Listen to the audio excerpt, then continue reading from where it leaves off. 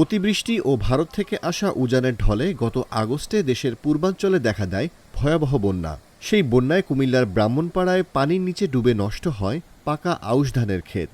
বন্যার পানি নেমে যাওয়ার পর মাটিতে মিশে যাওয়া এসব আউশ ধান থেকে পুরো চরে গজিয়েছিল ধানের চারা। এতে নষ্ট ধান ক্ষেত রূপ নেয় বীজতলায়। রূপা আমনের চারা সংকটের কারণে শত অনিশ্চয়তায় তখন চরে গজানো এসব আউশ ধানের চারা রোপণ করেন স্থানীয় কৃষকরা।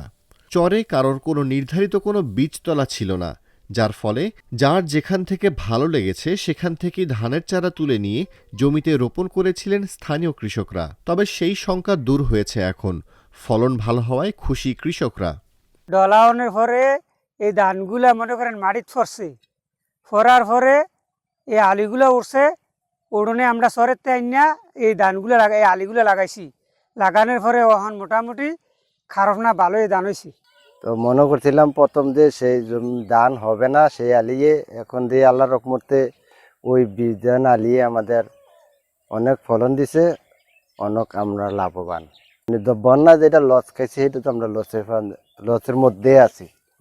উপজেলা কৃষি কর্মকর্তা জানান, চলতি বছর স্মরণকালে ভয়াবহ বন্যায় ফসল তলিয়ে উপজেলার ৩০,০০০ কৃষক ক্ষতিগ্রস্ত হয়েছে।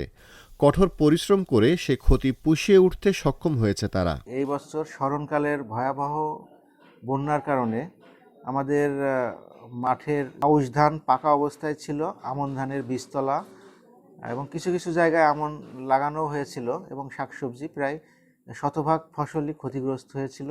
তারপরেও আমাদের পরিশ্রমী ধৈর্যশীল কৃষকরা বন্যার ক্ষতিটাকে মোকাবেলা করার জন্য নিয়মিত পরিশ্রম করছেন। কঠোর পরিশ্রম করে তারা সে ক্ষতি পুষিয়ে উঠতে সক্ষম হয়েছে। সংশ্লিষ্টরা বলছেন, প্রতিকূল পরিবেশে টিকে থাকার জন্য ও গবাদি পশুর খাদ্যের চাহিদা পূরণের জন্য কৃষকরা এমন চাষ করেছেন। এছাড়া জমি পতিত না রেখে ধান চাষ করায় জমি আগাছামুক্ত রয়েছে, যা পরবর্তী ফসল ফলাতে সহায়তা করবে।